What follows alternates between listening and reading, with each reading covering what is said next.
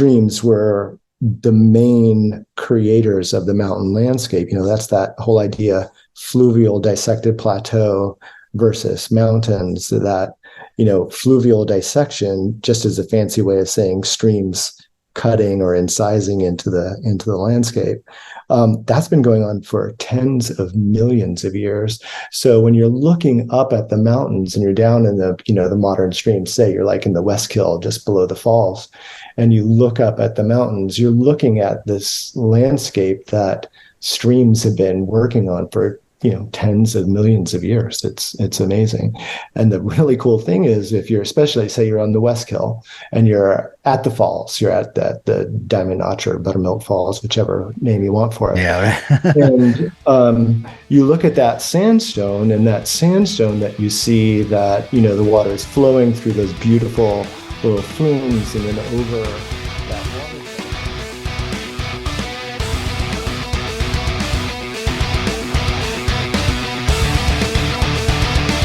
The bushwhacks were some of the worst days I've ever had in the mountains, or life, really. Whereas Panson Mountain is totally opposite. It's a mountain on top of a crater. I think the weather challenges on this incident were particularly difficult. It was really the development of New York State. Catskills were responsible.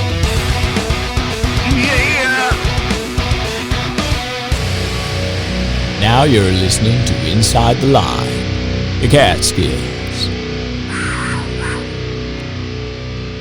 All right, so gearing up for this crazy 100th episode weekend at Camp Catskill. So I'm nervous and excited at the same time. We're having the 100th episode celebration at Camp Catskill. It actually be the 100th episode, which is, I didn't think would happen, because I would use the Sounds Like a Search and Rescue podcast, their episode, but I decided not to. I decided this would be a genuine 100th episode, so it's going to be nice. But tonight is episode 99, right before the 100th episode. I have Dany Davis, and we're going to talk about geomorphology in the Catskills, which is a huge discussion with nowadays, with certain times that we have going on with the rapid flow of water, with the water supply going down to the New York City area. It's a huge topic that I love, because I'm into geology, and I'm more into the geomorphology, slides, stuff like that. So Dany is here with me tonight, and we're going to talk about that stuff. So welcome to the show, Dany. Yeah, thank you. Enjoy listen. I'm excited to have you here. I'm excited to talk about this. I can't wait to talk about it. So the one thing I wanted to start this off with is a big reality check from my friend Darren White. He supports the show, stuff like that. He went up Becker Hollow this weekend, and he already knows hiking in general, but a lot of people don't know the shortest route isn't always the easiest route. Becker Hollow kind of points that out, and he said he saw a lot of people just going up there in regular shoes. He said a lot of husbands and wives, and the wives weren't really having fun.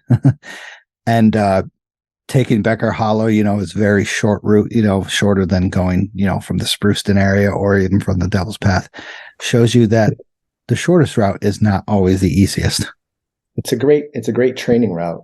I like when you want to get a lot of elevation really fast, but I have crossed paths with many families that weren't quite quite connecting the fact that the shortest route is the steepest route. But yeah, it's my favorite way to go up and down the mountain. Yeah, it's for people like me and you who have done this for a while and stuff like that. It's a fantastic way to go up, to train, to get yourself a little bit stronger, a little bit more into the mountain, and get up there quicker. For me to enjoy the view a lot more often, like a little bit more than usual. But a lot of people, underestimate going to even Giant Ledge. Is one of the things that I'm crazy. It's 1.6 miles, but it's 1.6 miles of brutal climbing. Yeah, especially in the shoulder season when you could have ice that people aren't expecting. Yeah. Correct. Yeah. Even so, it's just, it's wet. It's always some crazy, just not even scrambling, but you're not going straight up like a footpath, like going up, regular fire tower or stuff like that. So it's the big reality check. The shortest route isn't always the easiest, but you might find some other routes that actually you enjoy more. So might want to take the longer way. It might be better. So a couple rescues that have happened in the past, week or so, I've gotten so many emails about this and so many notifications. About 22-year-old male called for help after saying his feet were too cold to go in further on Mount Cardigan in New Hampshire. Mount Carrigan in New Hampshire. So this happened only like a few days ago. So it was November 13th. So today's 14th. So yesterday, hiker called 911 atop New Hampshire mountain saying his feet were too frozen. And then the call dropped, and the authorities received a call again at 11:30 a.m. Sunday, November 11th from Mount Carrigan, New Hampshire, saying that the 22-year-old was near the summit of the Desolation Trail, and he made a call saying that his friend was a short distance away and that he couldn't move any further because his feet were too cold and he couldn't move. And so rather than hiking the shortest route back to the trailhead over Mount Carrigan, they hiked an 8-mile loop in the opposite direction, which kept them in front of rescuers.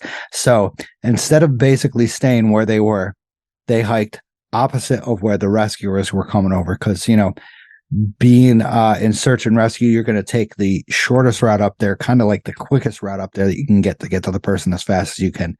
So with 100%, they want you to stay where you are at all times possible so they can reach to you and they can help you. But these two hikers apparently kind of went the opposite way. And so the rescuers were following them. And then all of a sudden, it was towards the end of the hike and they actually made it to the trailhead, those two, and the rescuers were still behind them. Just very, very crazy stuff to happen. Once again, this is the Northeast. So it's happening. It is that time of year of where the bottom might be a, beautiful day of 50 degrees and sunny, but then you get to the top of the peak, say Hunter Mountain, Slide Mountain, stuff like that. It will be cold, windy, snow, freezing rain, hail, whatever. It's a big difference from the bottom to the top. So crazy. New Hampshire Fish and Game warns people that this is the time of year that you're going to get screwed in the mountains. Short to say. You've been in, Dany, you've told me you've been caught in situations like that before, correct? In tough situations where I've been caught out in the cold? Yeah. Yep. I spent quite a bit of time in Alaska where I was out in the cold a lot. Sometimes longer than planned. And even here locally, but never except for once in Alaska on a glacier. That's a whole story. Have I really been in danger? Like I've needed to call someone. And if it's deep winter, I will often have a partner with me. So we can usually resolve whatever issue there is. Just have lots of gear. Yeah. And being in those situations, having those with the partner and your knowledge, it's how to survive in those situations. I guarantee this was an unprepared hiker. I mean, if your feet kind of freeze, you kind of don't know what you're doing out there in the winter, let alone. So once again, one of those. It's hard to imagine being in a situation where your feet are too cold to advance. It's something that you would probably catch earlier, get it before it's a problem. But that's just experience, I think. The more you do it, the better you get at knowing what you have to do to get there. So hopefully it doesn't, dissuade them from doing it again, but doing it better. Right. Exactly. And we all have those moments that we learn. It's basically learning by kind of like, I don't know, like experimentation. I was one of those people that hiked up. I always say this. I always love admitting this. I hiked up in khakis. I was freaking hiking in khakis. People hiked in jeans. My khakis would get frozen. I live and learn. And I thought it was hilarious looking back at it and seeing, these, like some of these people, some of my old friends like Ralph Reindeck and Alan Villa would hike Marcy in the middle of February with jeans and a flannel on, and they had a 6-pack in their thing. I'm like, what the hell is this? I'm like, I thought cotton kills. Like, and they was just like, yeah, we rocked it. I'm like, what the hell? It's crazy to see that. Yeah. So crazy stuff. Once again, shoulder season is coming. It's here. Pack your spikes, please. Just put them in the backpack. 1.5 to 1.8 pounds. Nothing. It'll save your life.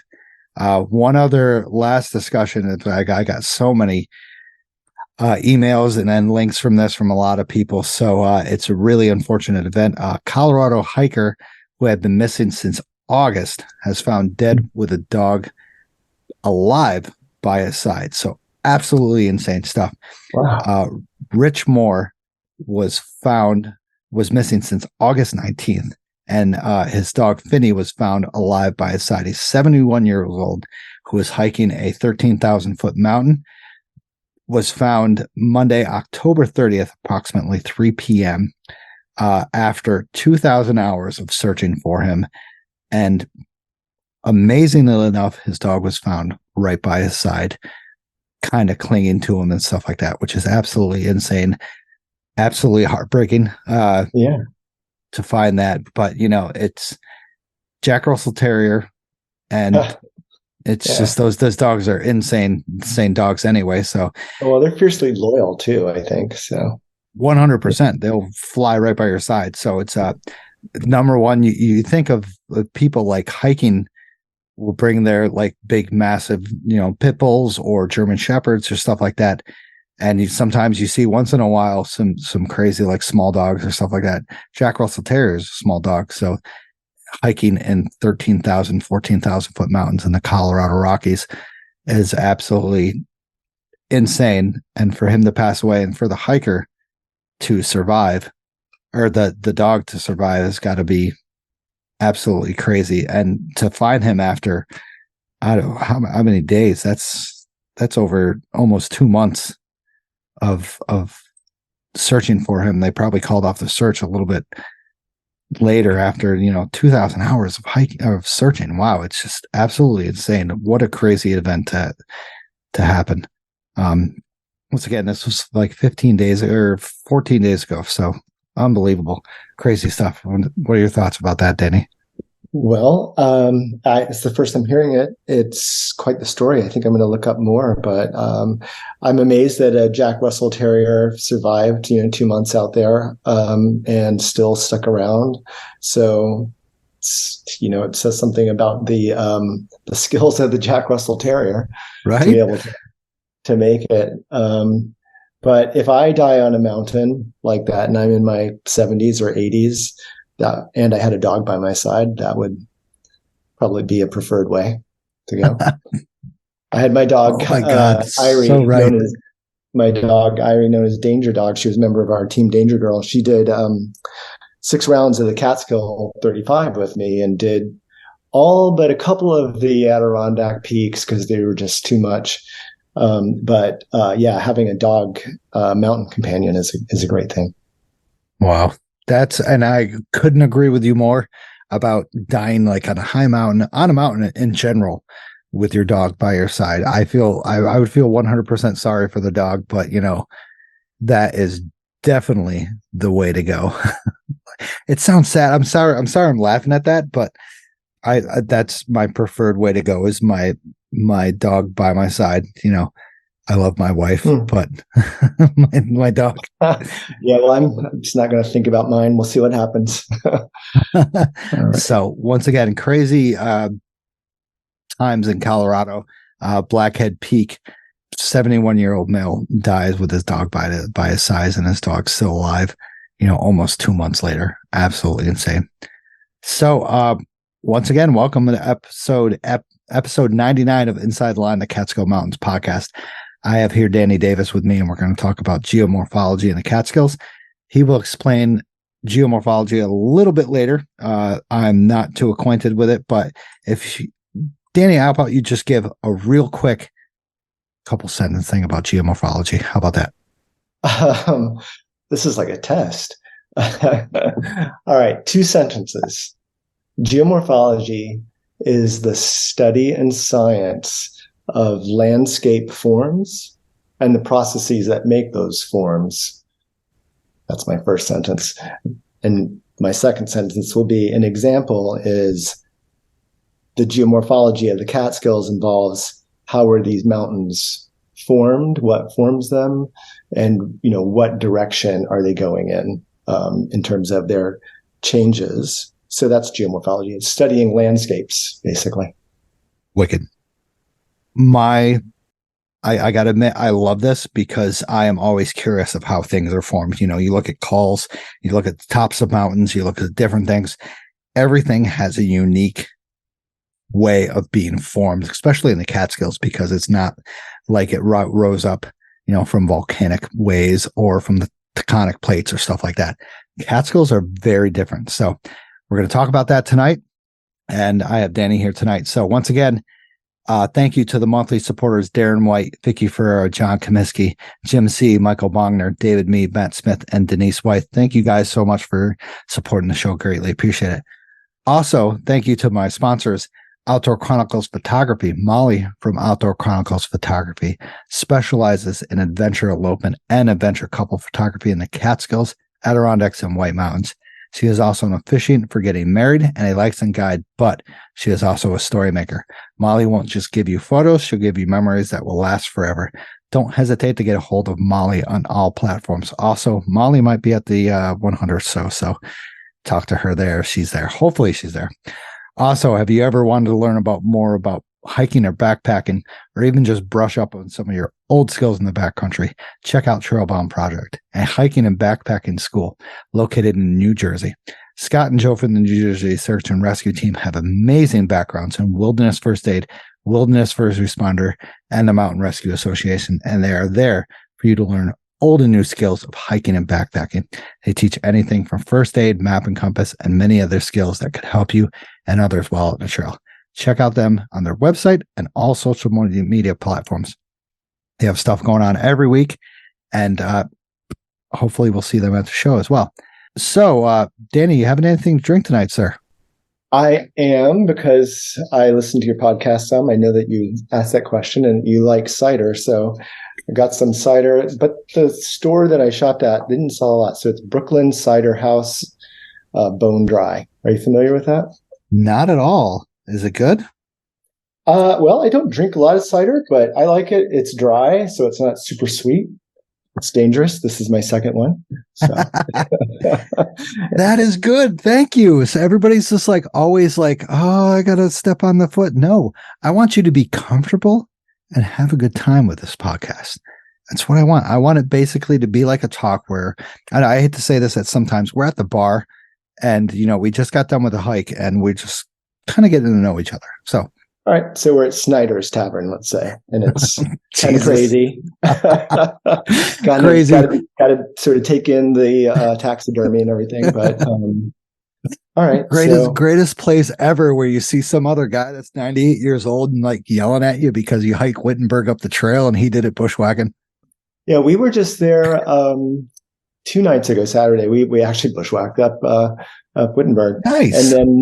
And it was a Team Danger Girl outing. It was me, Danger Girl, Mountain Joy, GPS, and none of us had been at Snyder's, and we'd always wanted to go, so it worked out perfectly. There was just one other customer and us, table, some drinks, and then we were out of there. But it was nice. And actually, there's a picture of Ralph Rindak and another guy with a bear. And the bartender was great in telling us some of the stories of the taxidermy that was in there. It was cool. So I love Snyder's Tavern because, number one, my friend Joe and I kind of go there for information in the Catskills. We always just contact people and be like, hey, let's meet at Snyder's Tavern. You're comfortable there. Or we just go there and start chatting. And once again, Ralph Rindak is right around the corner from there, and he's a goddamn legend in the Catskills. I've always, I want to get him on here. He wants to do it in person, so I have to drive all the way down to Ashokan. That's it would be worth it. I've been on many wonderful hikes with Ralph, and we have crossed paths, both of us bushwhacking the same mountain on this, not realizing that we're out there, and we actually happened to cross paths even though we weren't on a trail. It's unbelievable. Awesome. It should be. We got to put a petition in to rename this to the Rhindack Mountains instead of Catskill Mountains. I don't know. It just seems like this guy has scoured every inch and stuff like that of the Catskills. That's wonderful. It's great that his backyard extends into all those peaks. Yeah, it's beautiful. But yeah, Schneider's Tavern, awesome. Brooklyn cider. I can't wait to actually try that. I'm going to try that. I have myself an Awestruck Blackberry right now, a hard cider that is sweet though. It's sweet. I love the sweet stuff. Oh. I'll take the best out. Once again, I gotta like you said, you're into your second one. I'm into like, I'd have to say my third. I wouldn't say third, but all right. So we're pretty relaxed. Okay. 100%. So I'm trying different sodas, like more healthier sodas than just regular colas and stuff like that. And I tried something of the pop where it has like only like 2 grams of sugar instead of like 22 grams of sugar. It was different. It was definitely a different taste, but it kind of felt a little bit better. So I tried that with some rum and Coke and rum and soda. It was a mango orange or something like that. It's very good, but it's just, of course, you got to get used to it and stuff like that. You got to get used to a different pop. I guess you would say it as the Canadians would say it, and then up north towards the west would say it pop. So once again, Awestruck, and then my flavored soda, I guess it would be. It was really weird. All right. So you're set. I'm trying to get healthier. So, so you said your previous hike, you went up Wittenberg, bushwhack up Wittenberg. Tell us the story. Sure. Yeah. So the Brews Range are my favorite.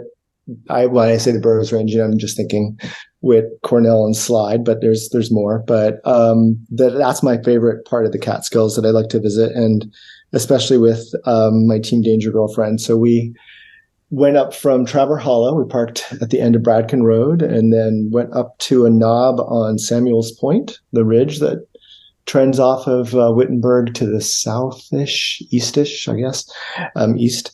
And went up there, went up Samuel's Point, and then over to the base of the steep slope that just goes straight up to the shelter, the little cave shelter below the summit, and then the summit. And then from there, we traversed over to the Van Benschoten Trail and descended the col between Wittenberg and Cornell via the Van Benschoten Trail down to essentially crossing Wittenberg Brook again and then back to Moon Hollow. So we did sort of a through hike from Traver Hollow to Moon Hollow. Nice.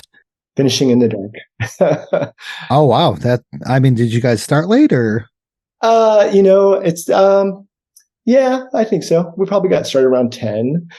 We had intended to get started around 9, but it involves families and changing plans and figuring out what will plan B. So plan A involved private property, but not having permission. So during hunting season, especially. So plan B was this other hike, which was the Samuel's Point Wittenberg hike. It was great. It was my 63rd visit to Wittenberg, I think. Something like that. Wicked. Yeah, it's obsessive.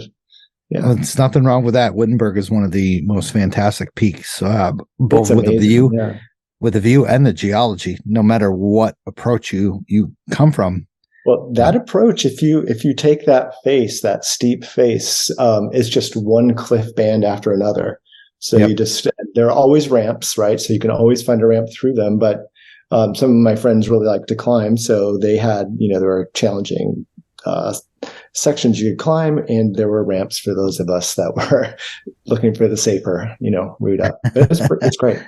That's a fantastic route going up like Samuel's Point and stuff like that. You definitely got a lot of different geology aspects with it going up. Like I remember going up with my friend Jim one time, and there's like an open kind of like it almost feels like a quarry, kind of like up on Samuel's Point, where it's just a bunch of rocks all over the place, and you're like, what was this? And it once again boosts your mind of just like, what the hell was this? Was this a quarry? Was this not a quarry?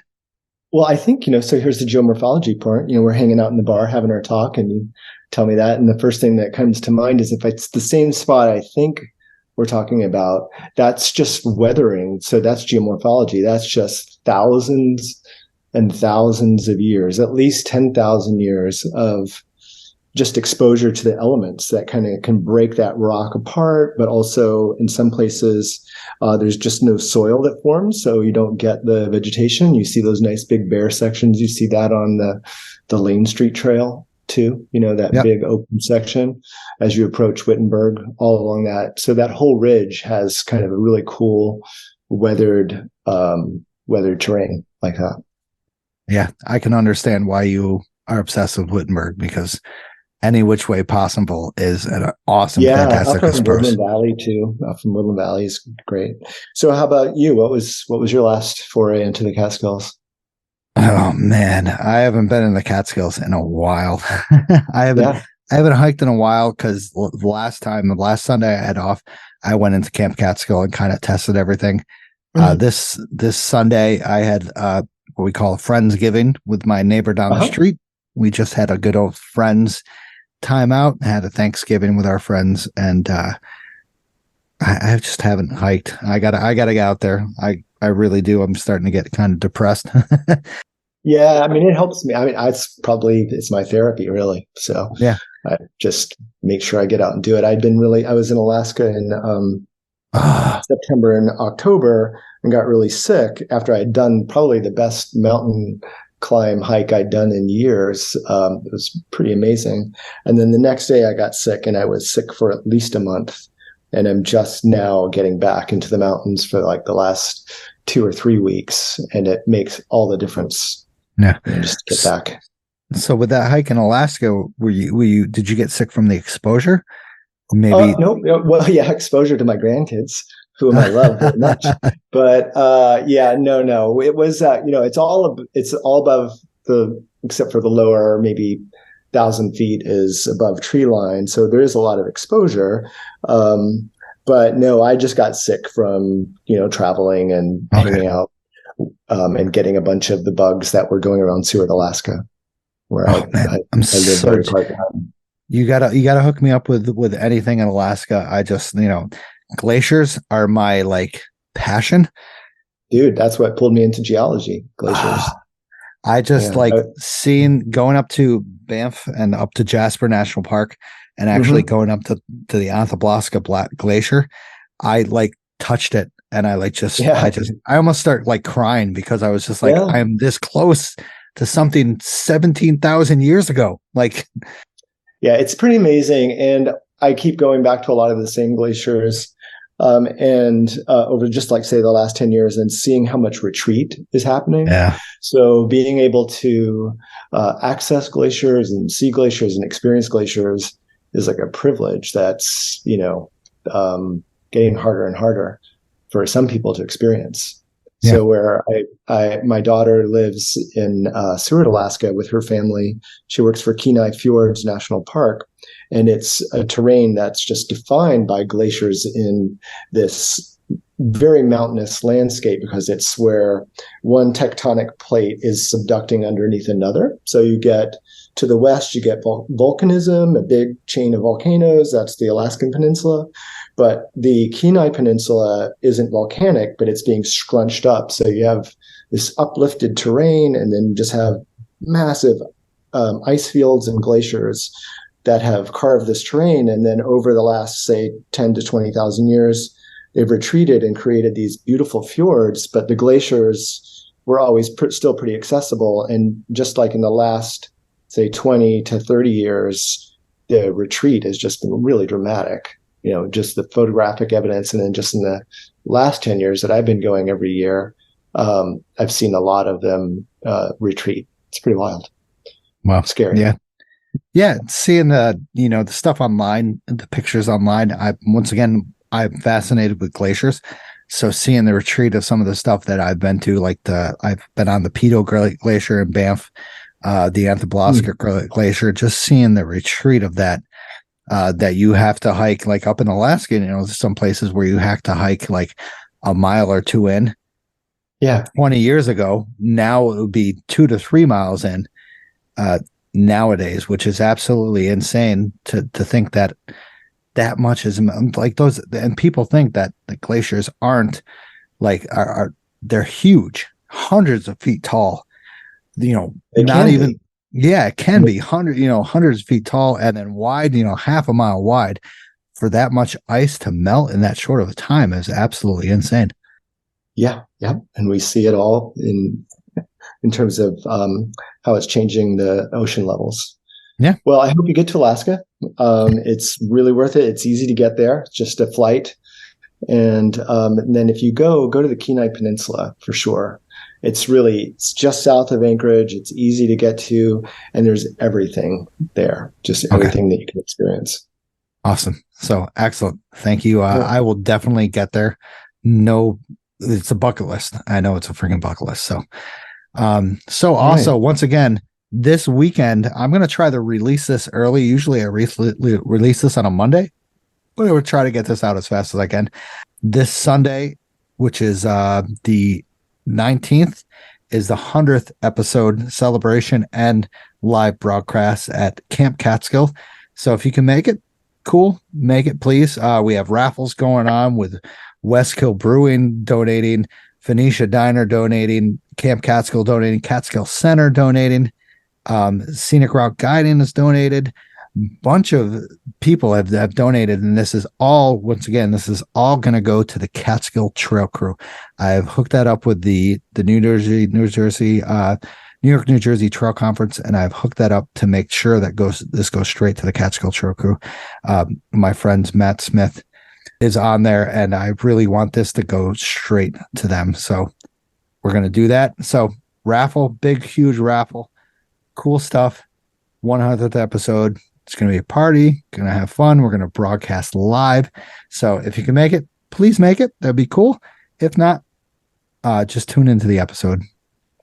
And what time? What time are you doing this? Once again, thank you, Dany. 3 p.m. 3 p.m. at Camp Catskill in Tannersville. If you can make it, please make it. That'd be pretty cool. If not, that's cool. Whatever. Support the show, whatever way you can. Listen to it. I don't care. If you're listening to it, that's great. I think Tad and I are going to try and do the Eastern Devil's Path that day, so that's in the neighborhood. So maybe if we get done in time, we see if we can stop by. Tad, he's not going to make it. You got to slow him down. And okay, so here's a test: slow Tad down and see, like, oh, I don't know if we can make 3 p.m. and see what his dedication is, because that guy is a boatload of information for me. He's like my 100. Like he gives me all this information. Yeah. Awesome. Yeah. A great person to hike with. That's the thing about the Catskills. There's no shortage of great people to hike with. It's really it's a wonderful community, really. That's what, that's what I say. I just feel like these mountains, the community is tighter than other mountains. I don't know why. Yeah. It's hard to say. I don't know. I mean, I'd say that's probably true. Maybe, the Adirondacks, there's a lot more, people that come from farther away there. So I think there's maybe a little bit less of that, but it still seems like there's a community. I used to stay at T-Max and Topos. And then there was definitely a community of people that would stay at that place, Yeah. But test Tad and be like, I don't know, we're going to make it at 3 p.m. I don't know. We might have to miss this. Well, I'm sure he will take that as a challenge. Tad, if you're listening, there you go.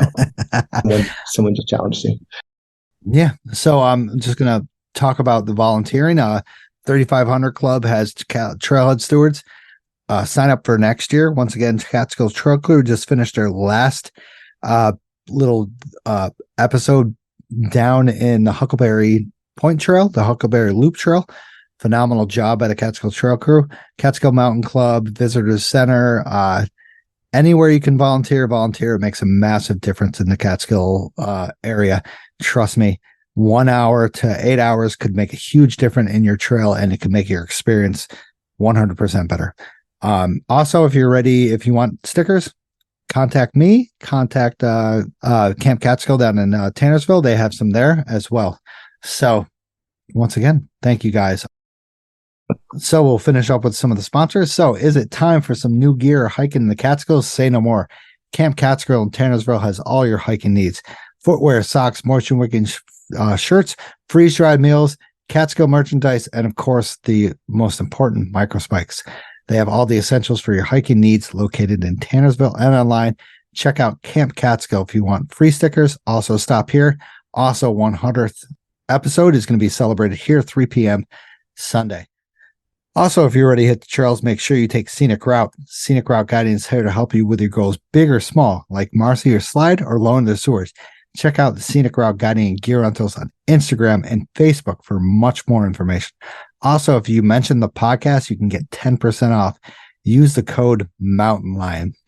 Also, check out Another Summit, a nonprofit program that leads outdoor adventure activities for veterans and first responders for free. Activities like walking or to hiking or even backpacking and paddling trip. Check out anothersummit.org for more information on dates and future events.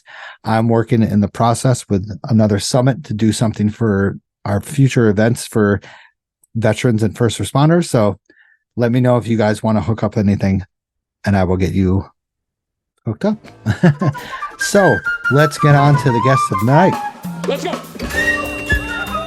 All right. So Dany Davis is here to talk with me about geomorphology and the Catskills. So we're going to get into some controversial topics in here. Once again. Yes. It's all about the whole thing, as I've always heard about, is what is the term? Is it a dissected plateau or a mountain range? We'll get into that later. Great. We'll get into that later. So welcome to the show, Dany. Thank you for joining me. Really appreciate it. Yeah, you're welcome. Thank you for having me.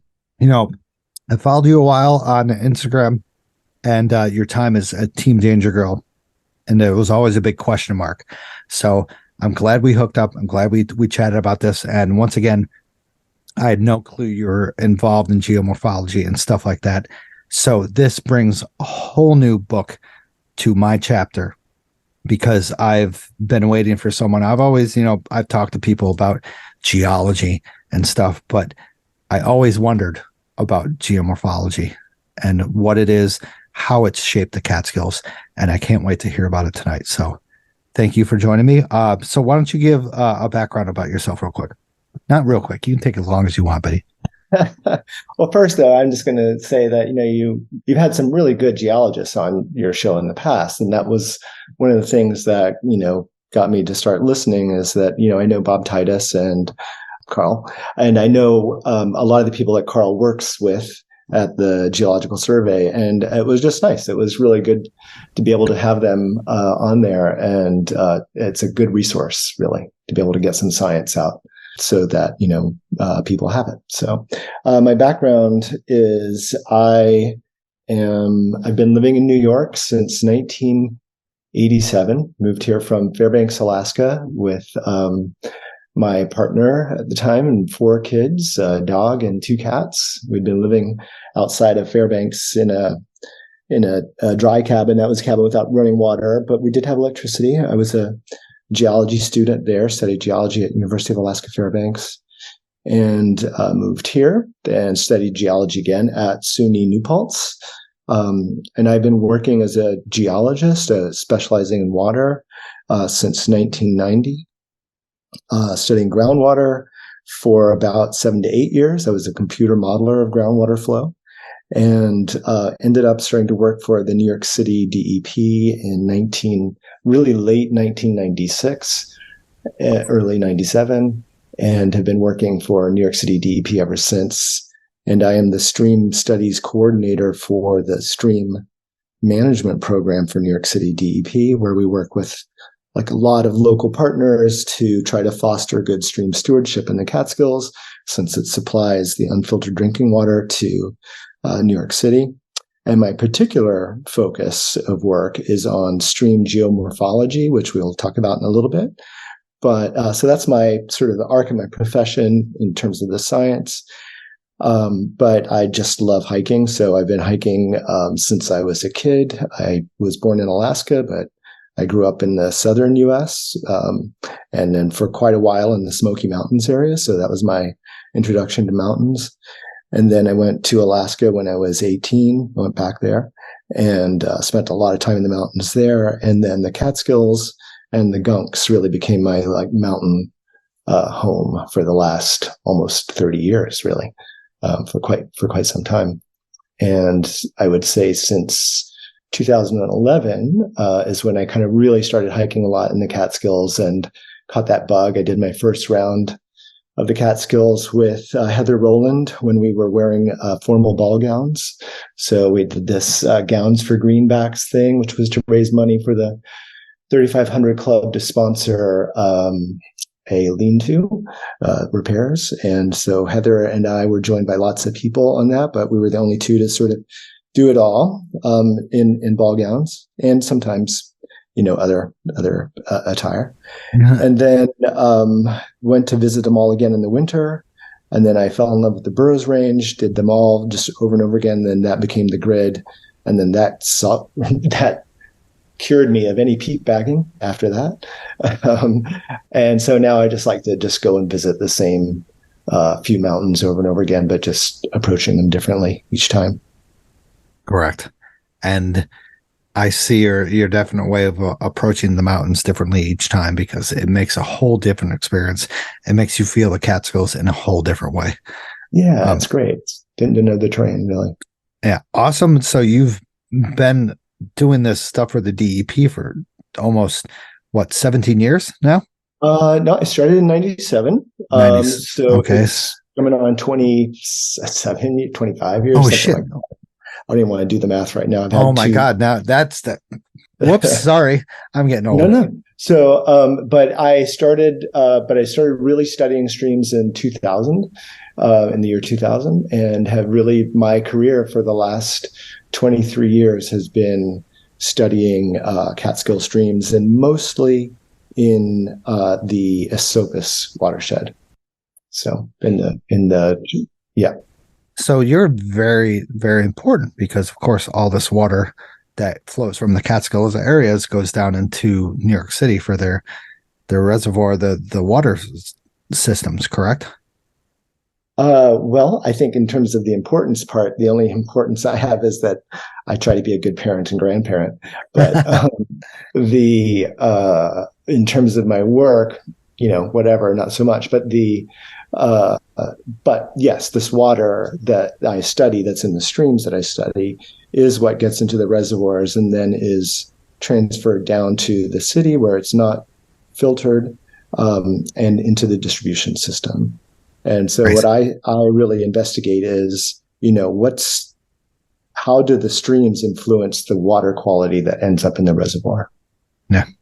And if you don't know, if anybody doesn't know about the reservoir system, that is a huge part of Catskill Mountain history, as in we've adapted so many different ways with the Schoharie Reservoir, with the Pecaptin Reservoir, the Ashokan Reservoir, to bring down amazing, beautiful, unfiltered water down to New York City to 7 million, 8 million people now, which is huge. I find the history of that blows my mind every time I read something different. I've talked with you about the aqueduct that just absolutely blows my mind, that it basically hasn't been altered ever since when, like 1950s, 1940s, 1950s? I don't know. I think, I really don't I would say the best thing is to read Diane Galusha's books. If you really want to know a lot about this, is definitely checking with Diane. It's funny. I work for the city and I'm very involved in the water supply, and it's 9 million people that actually drink. No, 9 million now. Sorry. And it's not just the New York City, it's several communities along the way. But Correct. Because I'm really here as talking to you as a hiker and as a scientist, I'm probably not going to really get into the whole DEP water system, because I just really didn't think through that for our visit at the bar tonight.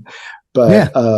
I definitely think Diane Galusha's books, and there's some really good videos out there about the history of the making of the dams and the infrastructure and just the marvels of taking water from over 100 miles away and having gravity drive much of that water all the way down so that it can actually even have enough pressure to rise up into some of the buildings. It's pretty remarkable. Yeah. My part is just focusing on how does stream erosion and flooding, which impacts and can lead to stream erosion, how does that impact the sediment that gets delivered to the reservoirs, and we typically see that as muddy water, and that's turbidity, which is just really cloudy water you can't see through, and how that affects the ability to be able to use that water if it's not filtered. Yeah. So my work is really looking at I get to spend the time in the streams. So basically, I spend my work days when I'm not in my office, I am usually in a stream somewhere. Sounds like a fantastic job to me. It is a pretty fantastic job. Yeah. So let's talk about the geomorphology really quickly about the Catskills. What do you have to add besides your little background before when we talked about the Catskill geomorphology? Well, it's such a broad topic. So it as is. Geomorphology is the study of, really simply, it's the study of landscapes, the forms, say mountains, valleys, and the processes that make those. So it would be, whatever led to that uplift, and then the weathering that sort of eroded out the mountains and created the valleys. I specifically study streams, and the fancy word for that is fluvial geomorphology, but that just basically means I study rivers and streams and how they function and trend towards sort of stable forms over long periods of time, and how all of that influences the quality of the water. And the wonderful thing about studying streams in the Catskills is that you actually get to engage with the history of streams in the Catskills that isn't just like what we're experiencing now, say, or even like the last 100 years or 1,000 years, but probably 10 to 15,000 years just in that period after the ice that covered the Catskills left, and streams came back and started moving a lot of the sediment around. But even before the ice was here, streams were the main creators of the mountain landscape. That's that whole idea, fluvial dissected plateau versus mountains, that, fluvial dissection just is a fancy way of saying streams cutting or incising into the landscape. That's been going on for tens of millions of years. So when you're looking up at the mountains and you're down in the modern streams, say you're like in the Westkill just below the falls, and you look up at the mountains, you're looking at this landscape that streams have been working on for tens of millions of years. It's amazing. And the really cool thing is, if you're, especially say you're on the Westkill and you're at the falls, you're at the Diamond Notch or Buttermilk Falls, whichever name you want for it. Yeah. And you look at that sandstone that you see that, the water is flowing through those beautiful little flumes and then over that waterfall. And then down into that nice pool. Well, the top rock is all that sandstone. That's basically fossilized riverbeds from the Devonian. So, say 385 million years ago, wow. The rivers that were on this part of the planet were laying down the sand. And then below those, where the waterfall is, if you go down under there and you get onto the ledges, you see that it's actually not sandstone anymore. It's like shale and siltstone and maybe something we call mudstone, and it easily breaks. And then that waterfall is there because you get this mudstone that can easily break. And so you get this like sort of a nick point in the stream, and that's how waterfalls are made. And the cool thing about that is that's basically how the mountains have been made. That little nick point where that falls is slowly through tens of thousands of years working its way back and lowering the mountain bottom, the valley bottom, which steepens the mountain sides. And then you just sort of extrapolate that out over tens of millions of years, and you can sort of explain how the mountain landscape was formed between, glaciers and streams kind of cutting it back and forth. So it's wow. Basically saying that some of these mountains were once small waterfalls, and then they expanded into massive waterfalls, right? I think we've got massive waterfalls. I mean, Black Chasm is amazing. Oh yeah. There's all sorts of amazing waterfalls in the Cloves. And we have small waterfalls. I think what I'm just saying is that if you take all the small ones and the big ones and you distribute them across the Catskills, you just have that process that creates those waterfalls go on for tens of millions of years. that's how you carve out these mountains, because these mountains aren't really being pushed up anymore. The process that lifted up the terrain, it's hypothesized, and I've talked to Dr. Chuck Verstraeten is an amazing geologist. He is I would say the world's expert on Catskill Devonian geology, and he just gave a wonderful outside talk at the Mountaintop Arboretum.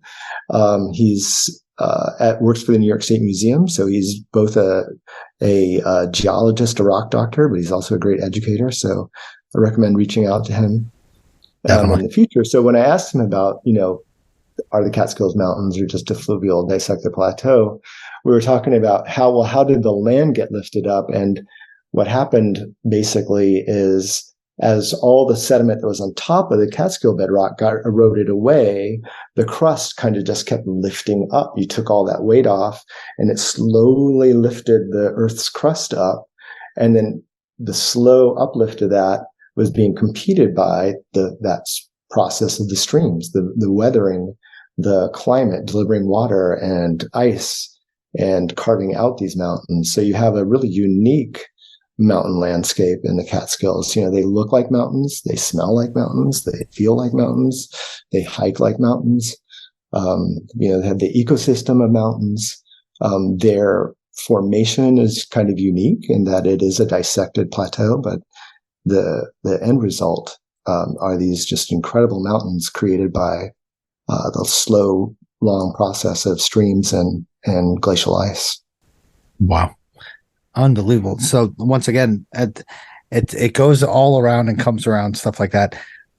Talking about like the glaciers retreating, and then of course the water is coming in, so that creates our mountains right now. So why, a big question, of course, with around the area going up towards more north or the east, why are there less slides in the Catskills than in the other areas? I love slides. I look at those and I see those, and it's just so cool. And we only have a few here in the Catskills. Yeah, it's a question that I think I'm intrigued by that question. I think there's some possible answers. There's probably many reasons why that we have the particular kinds of slides that we have and the amount that we have, as opposed to, say, the Adirondacks or the Whites, where you're in very different geology, right? So it's not this repeated layers of sandstone and mudstone and sandstone and mudstone, and then some conglomerates as you keep getting higher up. So, but in the Catskills, you may notice when you're up on the fire towers or any good mountain vista that when you look at them, especially this time of year is like the best time of year, I think, to see the profiles of the mountains. They're like stair steps. So there's a level, and then there's a ramp, and there's like a tread, and then a riser, and then a tread, and then a riser. And so you get this sort of stair step profile, and that's because of that sandstone, mudstone. And so it's hard for big slides to form in the bedrock because it's like steps, trying to get a slide to form in steps. Nice. Whereas if you're out in the Adirondacks or the Whites, you're dealing with more granitic rocks. In the Adirondacks, you're dealing with these amazing anorthosites and some metamorphic rocks. But it's a much more uniform kind of rock in that it doesn't have that stair-step profile. So it's a lot easier for slides that remove all the vegetation that's lying over the bedrock to sort of go down, because one, you have steeper slopes there, but you also don't have all of those stair steps checking it. So like a good example of seeing that in the Catskills happened after Tropical Storm Irene. If you go up Deep Notch 42, say you're heading up from Bushnellsville and you're going to head over and down into Lexington. With Tropical Storm Irene in August of 2011, there was a big landslide right at the notch, where there's a little pool, a little pond of water on the right side of the road as you're heading north. And this landslide just came from pretty far up the slope, and maybe it's Sleeping Lion, I don't know. And it came down and across and totally blocked the road, filled that channel. But when you look up at it, it isn't like, say, looking at the Trap Dyke slide or a lot of the slides you see in the Adirondacks. It's this really rough and stair-steppy kind of slide. And then a lot of the sediment that was slid got caught. And then it very quickly, over, say, 5 to the last, say, 10 years, has revegetated. Yeah. Because our slopes are able to kind of retain soil because of that stair-step profile. It sort of helps the forest recover quicker. Yeah. So a lot of times slides here don't last quite as long. Yeah. And so once again, the slides kind of don't form as much because there's more soil here in the Catskills than there is up in. Oh, wow. I mean, well, maybe. There's not a lot of soil. There's a lot of talus in the Catskills, that's for sure. And that makes those stair steps, right? The stair steps is definitely from the sandstone and shale alternating layers. But the talus is from the quarrying of those sandstone cliffs. And so often the talus is actually covering some of that shale that is, in those big talus slopes. Boy, we were in some big talus slopes this on Saturday when we were heading up Wittenberg. It's pretty wild. Yeah. Those little chippy away things that you battle when you're going up some certain sort of slopes in the Catskills. You can definitely tell. So that's slides basically in the Catskills, but that's one kind. That's bedrock. The kind that I like. So I'm not a peak bagger anymore, but I'm definitely a slide bagger. So I look around for slides because they're like you get to look inside the earth. You get to see what's beneath the vegetation.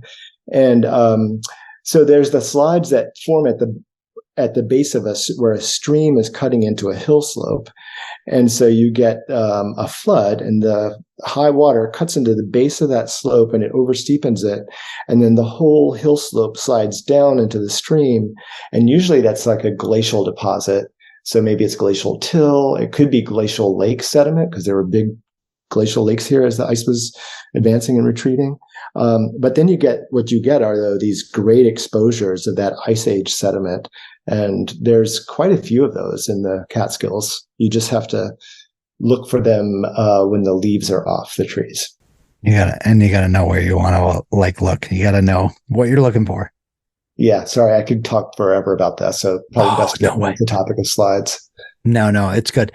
We should do a whole nother podcast on slides in the Catskills because I got to admit, those fascinate me.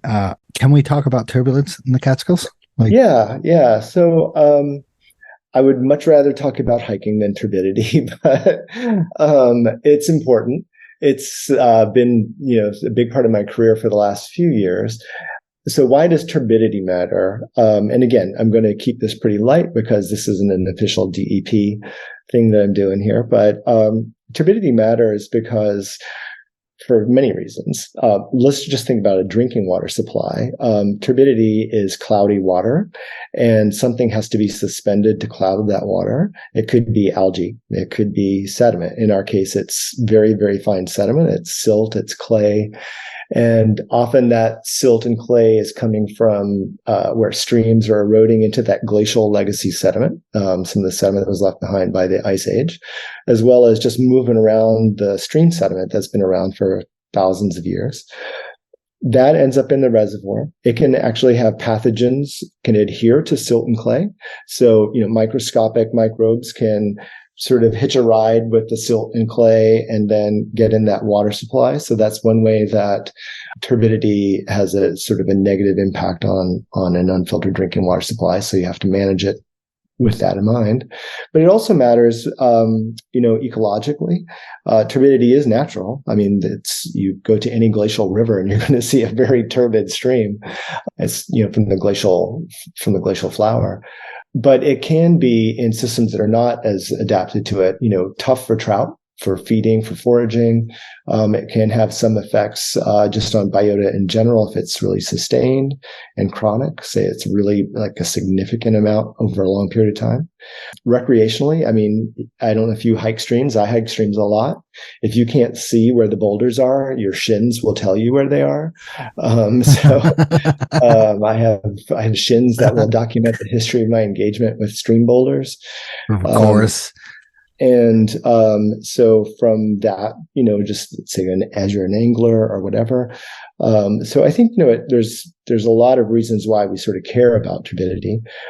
But what I'm sort of charged with is understanding how is it produced in the streams, and then how can you effectively take some management action to reduce it. So I'm doing a 10-year research project with the United States Geological Survey, along with some support from different universities, to really study this in the Esopus watershed. We have over 30 monitoring stations in the Esopus Creek watershed, and 20 of those are in the Stony Clove Creek watershed. And so Stony Clove Creek is the creek that flows along Route 214. So it starts up at the Notch, where the little Notch, Stony Clove Notch Lake is.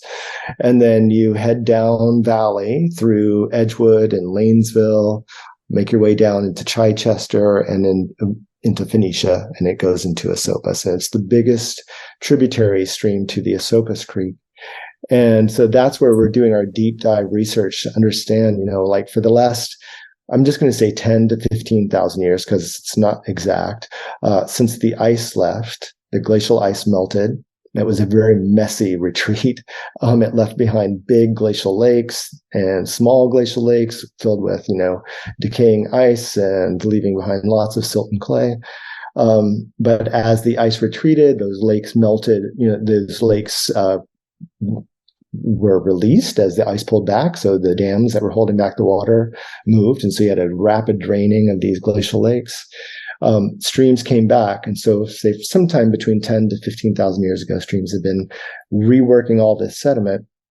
So we're really just trying to understand what's happening now in the context of that larger time frame. So we have this 10-year study where we're monitoring stream flow every 15 minutes and turbidity every 15 minutes for 10 years. So 10 years of 15 minutes is a lot of data. And I am doing a lot of mapping of the glacial legacy sediment and erosion in the watershed. We're trying to tell that story. What is the story of turbidity in the Catskills? And then New York City, along with our county partners and stream management program, build these big stream restoration projects that try to remove the stream from that turbidity source. Say it's erosion into a glacial lake sediment. And we measure how effective that is. So, how effective can we be at making some difference? So that's what that work is that I do. Wow. Unbelievable stuff. Wow. That is just an amazing amount of research that you have to do, piling together all this information just on one stream of Stony Clove Creek, one simple stream, when all these tributaries that form into the Esopus that we all know, we all hike up, when we go up, let's say you go up Balsam, and there's McKinley Hollow has that stream that flows right into the Esopus. Oh man, yeah, and it's got some serious sediment issues. Yeah, exactly. And a lot of these people don't realize that some of these small little streams that flow into the Esopus, that flow into other creeks or other streams, have a big spot of turbulence, and then can cause damage to the water and to your natural area. One little flow. Yeah, I might just say that maybe even more significant than turbidity, because turbidity is sort of what's suspended and really is going to ultimately have an impact much further downstream. But it's the coarse material. It's all the sand, the gravel, the boulders, the cobble. When you talked about McKinley Hollow, that's in Big Indian Hollow, right? So that's in Olivria area. And you have, McKinley Hollow, Elk Bushkill, Hatchery Hollow, Lost Clove, Peck Hollow, Hanging Bird Nest. You have all of these streams coming off those mountains, and they all have alluvial fans at the bottom because they're just putting so much sediment into the Esopus that when you fly over Esopus, and I've had the privilege of getting a lot of great helicopter rides over Esopus, you can see how braided the river is, because it's having to process all of that sediment coming from those side valleys. Yeah. It's tough to think about, because a lot of people, when they hike up these small streams, these areas, that have these small, like these hiking areas, they don't think about that. They don't think about how much of an impact a small stream could have on a large stream. that could just wipe out this whole small stream, could wipe out a whole area and then block the larger stream because of all the sediment that it pushed down during one massive rainstorm. Yeah. Fortunately, in the Catskills, I mean, this is one thing that I will say is probably, I want to say, nationally unique, but I might be exaggerating. But there is such an investment in outreach and education and outreach on this. I'm just going to put a plug for the Ashokan Watershed Stream Management Program. Oh, wow. The website is ashokanstreams.org. And there's another website called catskillstreams.org. And those websites can take you to a lot of information. But what I like about the Ashokan Watershed Stream Management Program website is they have links to all of these really accessible guides on, how to understand streams, how to live by streams, information. They actually have an Ashokan adventure guide, which is sort of, I think it has 11 stops along the way. And one of them is actually to the Hawkett Mountain parking area to look at the waterfall there, different places. And it takes you to these different locations in the watershed, and it teaches you something about the role and importance of, say, streams in the landscape. So the Catskills are really cool in that there's a big effort to really educate the people who visit or make their homes in the Catskills. Yeah, and a big thing, of course, we go with the amount of history when we used to have all these pines and balsams that were growing thick in the Catskills that held our streams together. Now, of course, of the logging and the tanning and stuff ripped apart those areas. Now our streams are more vulnerable to erosion and decay because of that amazing amount of tannery that happened, 100 years ago, a little over 100 years ago? More than, but the interesting thing is, though, I mean, I know you spent time with Mike Kudish. Many of us have that are fortunate to have that time with Mike. And one of the things that I've learned from Mike is just how resilient the forests are here in recovery. So even though, I see photos from, say, like the turn of the 20th century, and you just see these big denuded mountainsides. I mean, then you look at those mountainsides now, and they're mostly all forested. And also because it depends on where you are in the Catskills, but I'm thinking like, say, the Phoenicia area.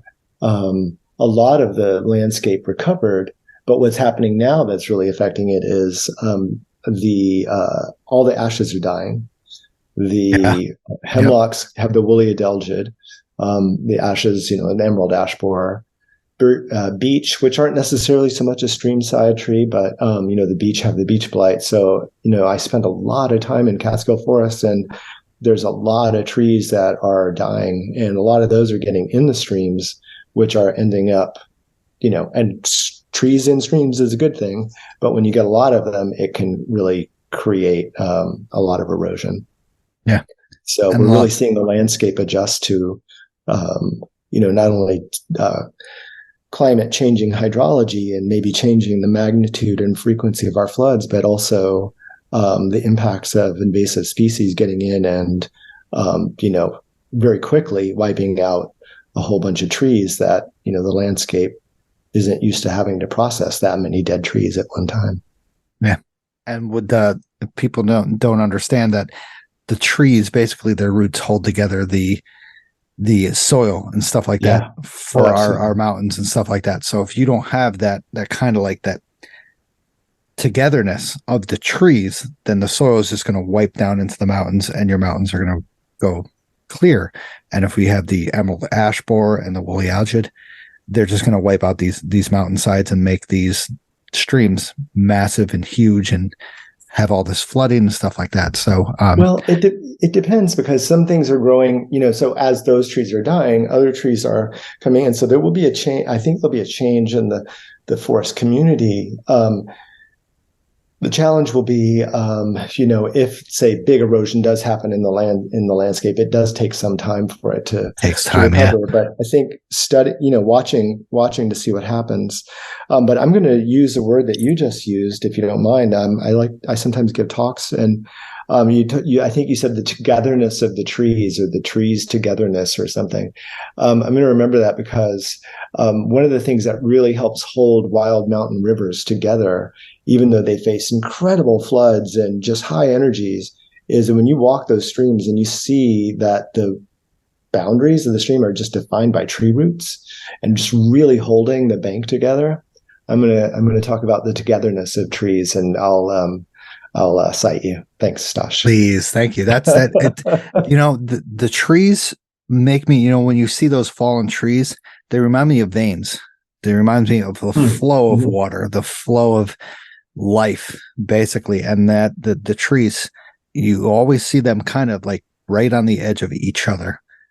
Yeah. And it blows my mind to think of that. And, I point that out to people who have no clue about that. And I'm just like, look at that. I'm like, that tree that's fallen over sideways was touching that tree right next to it, was touching that tree 15 feet away. And they're just like, why? I'm like, how? I'm like, the roots. I'm like, they were like, that's like their boundary.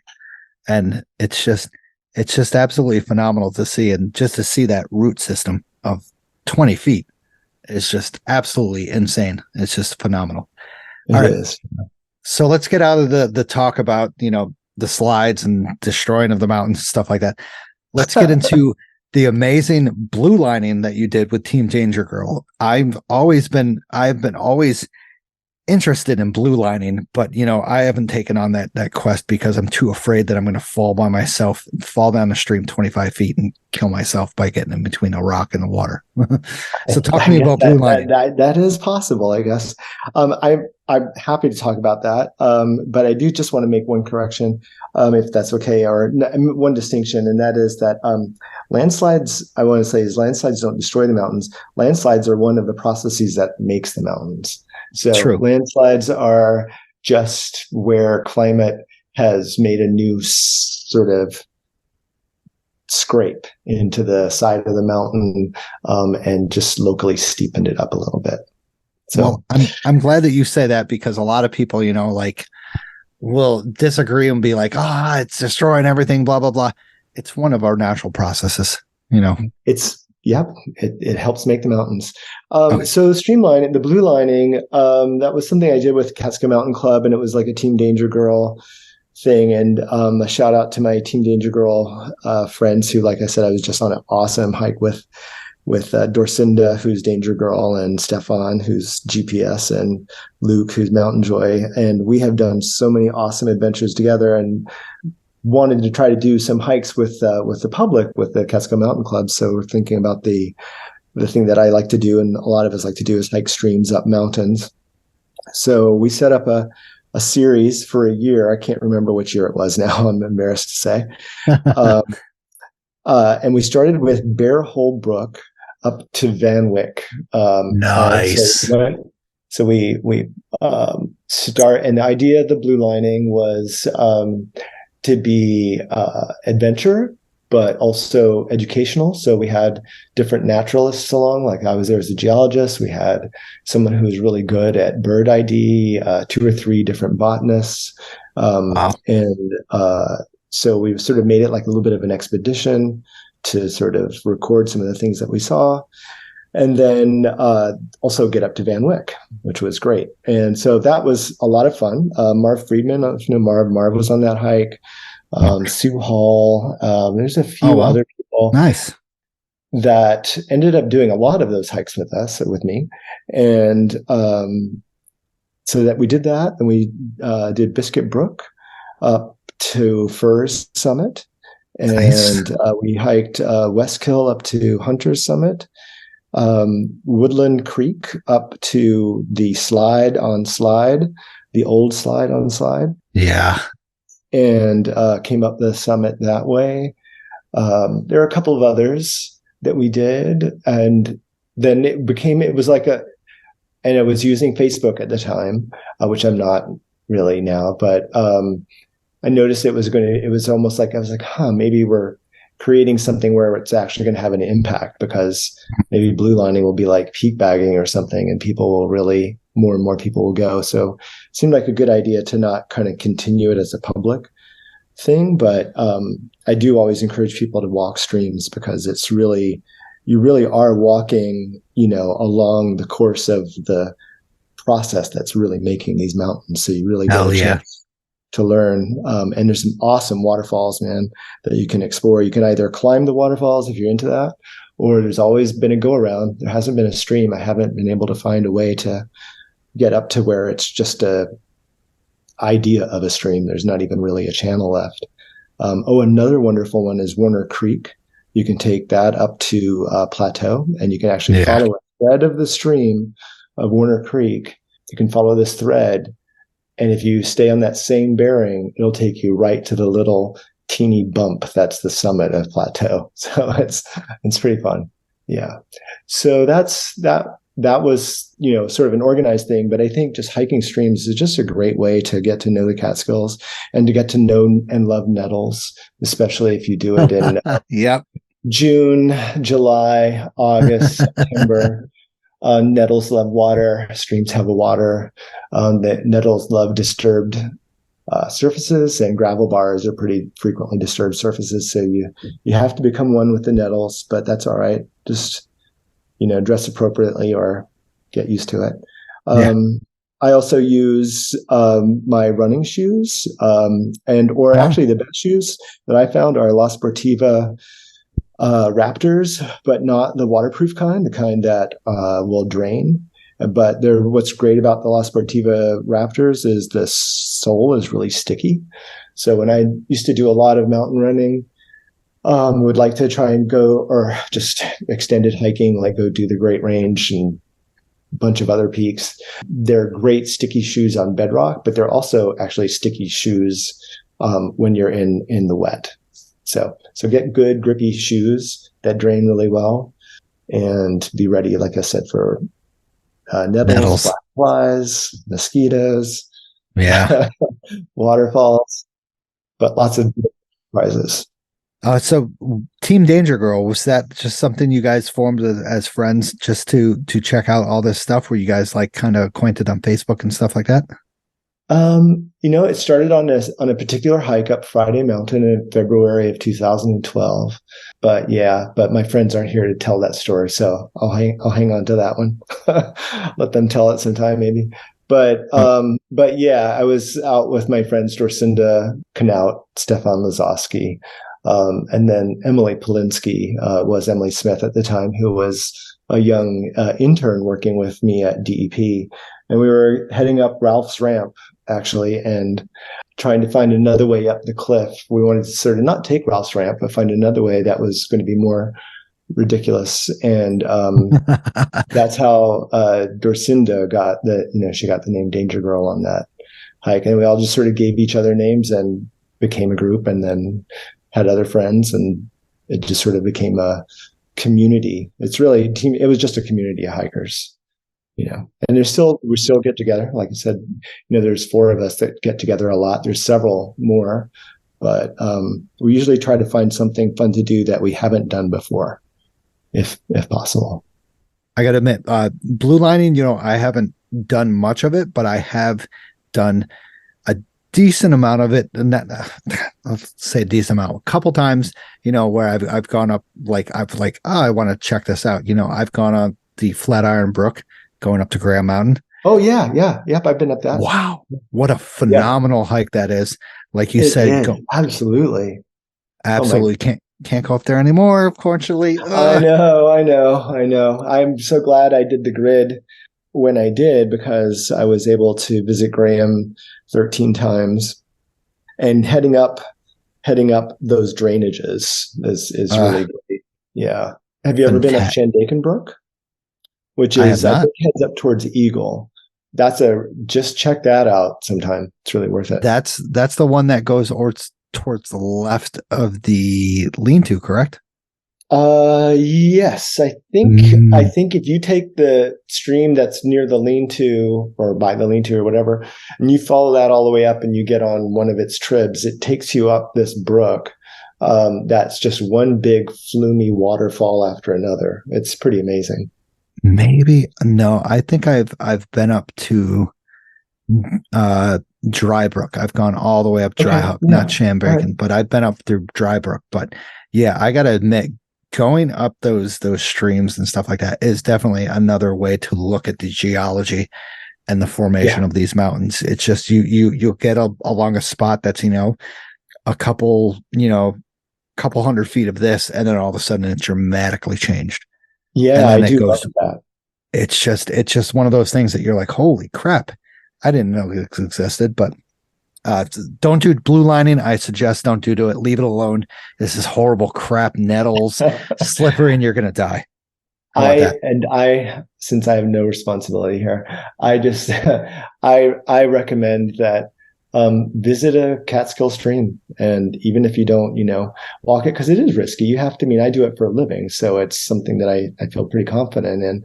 But it really is a great if you're interested in the geology of an area, it's a great way to do it, because all the sediment you see in the stream, every piece of sand and gravel or cobble, especially nice big hand-sized chunk of cobble, is from the bedrock of the area the stream is draining. And so it can tell you right there in a gravel bar what, the geology is upstream of there. So just getting out and exploring Catskill streams is another great way to get to experience the Catskill Mountains.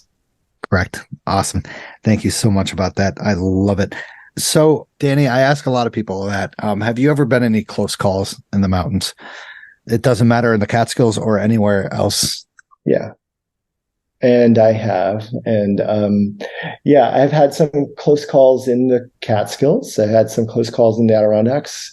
One where I almost went over one of the cliffs on Basin in the wintertime, and a tree stopped me. But and those were all like, I was trying to do that Adirondack 46 solo winter, and I think that I got to within 7 and realized how stupid that was, and stopped especially when I had that experience, which was basically just my Catulas, my spikes balling up with snow, and I had no traction. And so I hit a bit of ice and just went sailing. Wow. So those are things, in my 50s. But when I was in my 20s, I lived in Alaska and did a lot in the Alaska Range. I was a student in geology at the University of Alaska at Fairbanks.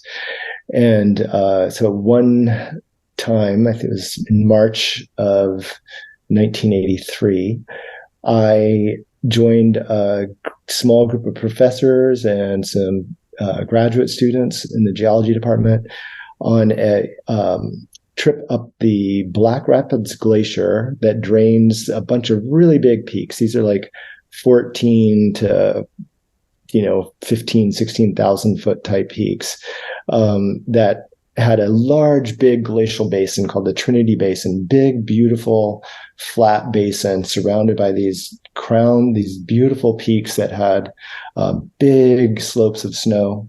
And we flew in, there were 10 of us, and flew in lots of gear. And we had 6 days to ski mountaineer as many of those peaks as we could.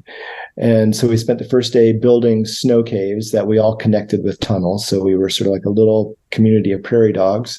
We each had our own little snow cave, but we had a community cave that you could, we had carved out snow tables and had brought along a risk game and created a bar, and it was very cushy.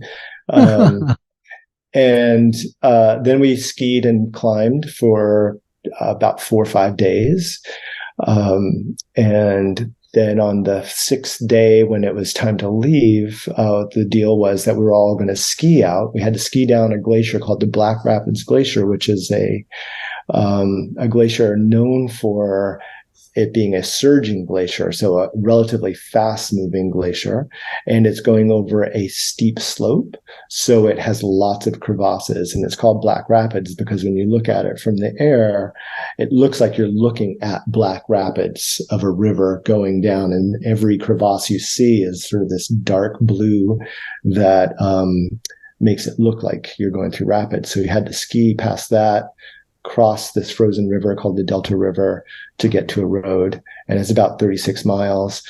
The professors were smart and probably, not stoned or whatever, and they said, hey, we're seeing the weather change. We're going to leave a day early. And so they all set out along with, I think, a couple of, so it was four. Yeah, four of them set out. And all of our gear, most of our gear was being flown back out. So all we had to do was just take, enough for one night's camp to get back down out of there. But I stayed back with some students and some friends, and I was definitely the youngest one. I was the kid on this whole thing. I think, like I said, I just turned 21.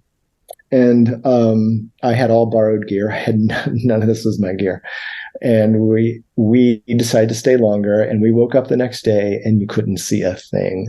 We got out of our snow caves, and it was a raging blizzard. And this was March in the Alaska range. So it was probably, I'm going to say, we were, I think in terms of Celsius, but I'm going to try to remember Fahrenheit as best I can. I'm going to say it was probably in the negative.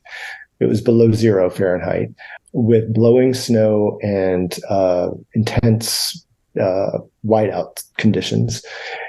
And it was like that all day. And we're like, oh man, we're going to have to hang out here for a day. Thank goodness we have all this food. We have all this booze. We have risk. We'll just hang out. It'll be whatever. And the next day, it was the same thing. And where our latrine place was and the openings to the snow caves for the people that had left, you couldn't see them anymore. That much snow had fallen, and you couldn't, and you actually still we had to rope together just to kind of walk around camp. The next day, it was the same. So at this point, many feet of snow had fallen. We had to keep digging out. We were beginning to run out of food. 2 people were starting to get hypothermia. But we were able to really kind of keep it at bay because we had lots of fuel. So we were able to melt water. We had lots of butter for some reason. So we were able to melt a lot of butter. So we had butter soup. We had a lot of coffee. We're young, so we had a lot of party supplies. We had stuff that could keep us going for a couple more days. But then by the 7th day, so this was like day 12 or 13. So it was, say by day 12, we had run out of all food, and we did have some more fuel. By then, though, 2 or 3 people were not doing well. And it cleared. And the whole time this was happening, we could hear airplanes flying overhead. And this was a search and rescue trying to find the 6 missing backcountry skiers. That was like all the news. But we had a radio, but our radio didn't work. So we were not able to communicate out to people to let people know what happened. So the professors got back. They thought we were going the next day. They had no idea that this whiteout had happened as it had. And they thought we'd all perished, in a crevasse or something. So it was a big search and rescue thing. Weather finally broke. People came out, and a guy came up on a snow machine. I remember there was this guy, search and rescue guy, came up on a snow machine. He had made it up above the Black Rapids Glacier. And he had cocoa and, food and various things like that. And we were able to get a radio, and then 3 people had to be flown out. And then 3 of us skied out. And I skied out because I couldn't afford to fly out. And I had gear that was not really suitable for sleeping up on top of the glacier. So anyway, when we skied out, it took us 2 days, and overnight we had to camp above the glacier. And we were pretty weak because we had been without food for quite a while. I forgot to put my ski boots in my sleeping bag, and it was, way below freezing. So the next morning when it was time to get up and get out of the bag and get into my boots, they were frozen solid. But I had to use them. So I skied out, but it didn't take long before my feet froze. And then my legs, but no, my knees froze, and I couldn't even feel, my lower legs at all. So you can't ski very well when you can't feel your feet or your legs. So we all had to stop and zip our bags together. And all 3 of us that were skiing out got in this big bag together until the feeling came back to my feet. And then we continued to ski out, and then finally made it out. Took 2 days. Had to cross this river that was breaking up. So that was pretty crazy. And we finally get to this road, and then I'm able to get to a hospital because I did have pretty bad frostbite on my toes, but I didn't lose anything. So that was good. I just got, a really good early lesson on really don't do stuff like that without really good gear. So I did a lot of stuff after that, but it was a good early lesson. And I was fortunate, that I was with people that knew what they were doing, because I certainly didn't know what I was doing. So this sounds like a goddamn book that I've read, about expeditions in Alaska and stuff. It might be me glorifying it a little bit. I don't know, but no. It was a pretty cool adventure, but it was close. It was, if it had gone on longer, it would have been a lot harder for it to end as well as it did. And I'm still good friends with 2 or 3 of those people. They're all still in Alaska. But seriously, dude, this sounds like stuff. I'm trying to think of the ice axing area that the people climb up in Alaska. That's absolutely insane. That many people have died on. That I've read books about. That this sounds like where they've like, oh, I could do it in this amount of days, but then all of a sudden a blizzard happens for 3 days, and they're cutting short on supplies. The plane was supposed to fly out on day 4, but they missed that because of the storm and stuff. You're talking about like planes like Cessnas and Pipers and stuff like that, correct? Or yeah, we were in it took multiple trips. So they were small planes. Yeah, but I mean that's not that uncommon up there. A good guy to talk to. Do you know Dean Giuliano? I do not. Dean Giuliano, man, he will be a good person for you to speak with. He has just recently attempted Denali twice. Both times there were some pretty severe weather issues. I think he's pretty high up on the board at the Adirondack 46. He's he's from West Shokan, the Moon Hall, nice. That particular area. Pikamoose Adventures, I think, was the thing he and his dad did together, a guiding service. He is the person. If I have a question about the mountains in the Catskills, I ask Dean. So nice. He's a good person to ask about that. He's done the 100 highest and all of the Northeast peaks, the Colorado 14, bunch of volcanoes. About that. Let's talk about that experience. Crazy, like I don't know, like that just like that sounds like some sort of like book. Like it's insane, man. That's how could you, wow. Like what were you thinking? No, it really wasn't when you're in it. It really wasn't. It was just sort of more like, oh man, this was really stupid. This cost me money because I had to pay for part of the search and rescue. We each had to come up with $2,000, and I was a pretty poor student at the time. I didn't have the money. Right. Had to come up with it somehow. Had to deal with pretty damaged feet for quite a while. So I think, but I think it's not that uncommon of an occurrence, really. Especially up there, yeah, where whiteout condition can happen in the blink of an eye, and like you said, like forging down there is absolutely insane. You don't have to cross a 10-foot river. You have to cross a 30-foot river that's flowing. Yeah, in this case, we were doing it on frozen, so we were trying to stay. It was we couldn't. It wasn't a wadable river. It's a really big. It was pretty good. So we were having to find places where it hadn't thawed, so that we could, get across before it, would crack or whatever. You should write a book about this. No, it's incredible. But yeah, no, there's more important things to write about. Anyway. Awesome. Wow. Unbelievable experience that you've had. Thank God that people don't have to deal with that stuff in the Catskills, because what an insane stuff you had to deal with. The thoughts just going through your heads of, could this last another 2? Could we last? Let's just say that for another 2 more days. Like I said, we kept ourselves pretty inebriated for part of the time, and we built stomped out a big platform in the snow every day that we could go up and just run around in circles. Or danced. I brought a flute, so we played music. We moved around. That was the important thing, is if you do get trapped in a situation where you're in the winter and you're in snow and you can't really get to a place where you can get away from that constant presence of the cold, moving around is really important. Of So we course. definitely made each other move around. We made each other talk and, tell stories and be stupid. But Yeah. yeah. Crazy. Awesome. Well, thank you for that awesome experience that you had there in Alaska. Once again, it tells you to gear up basically and to prepare for the worst, even though, you might not deal with it. Who knows? Who the hell knows, especially in the wintertime, that you definitely need to bring all that you can to survive. Yeah. So and choose your friends that know a lot more than you do. Exactly. People who can show you things. Being the young one of the group, did they tell you to do a lot? Were they like, hey, youngin, go and do this? No, I was being the young one in the group. I was the one that broke the snow shovel. I was the one that, I made every rookie mistake you could possibly make on that trip. Man. So, yeah, no.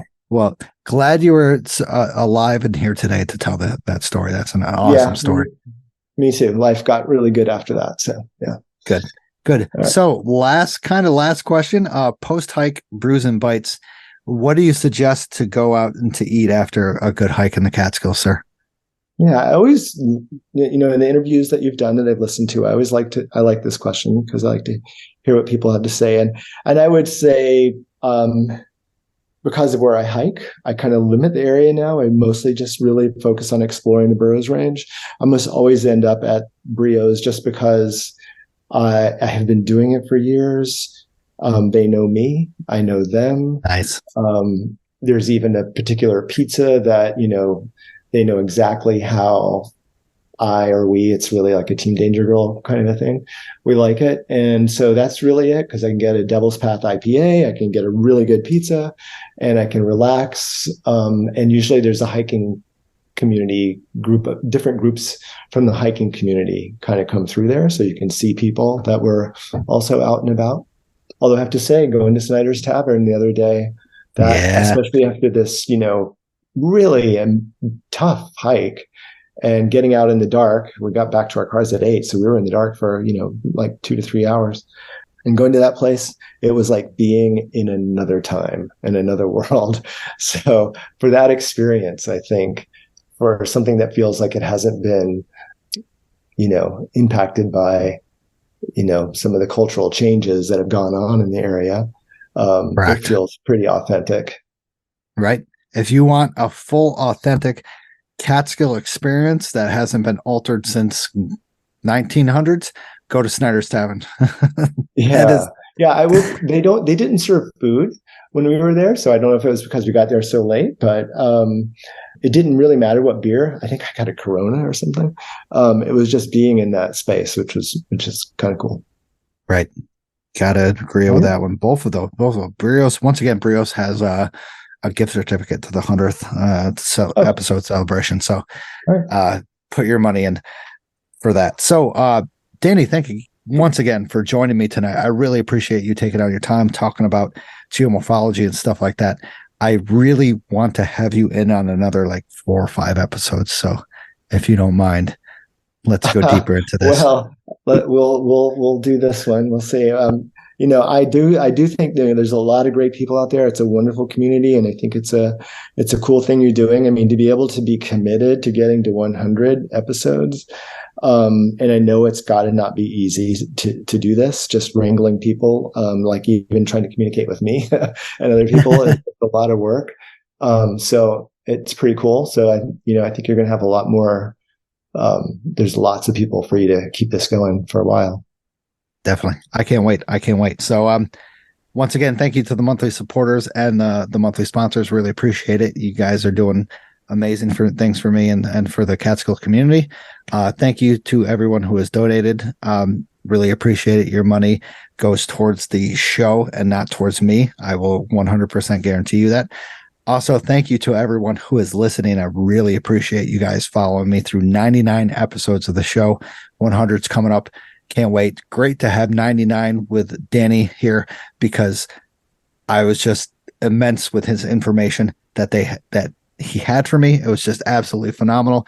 I wish, once again, I said 4 more episodes probably wouldn't cover the amount of stuff that I have to ask him.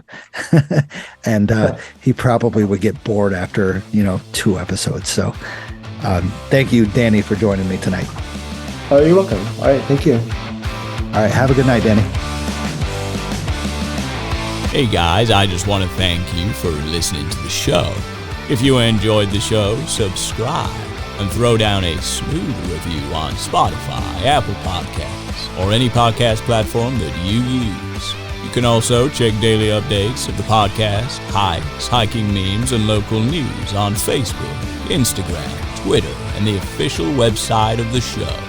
Remember this, you just keep on living, man. LIVIN. Wicked, wicked, wicked, wicked.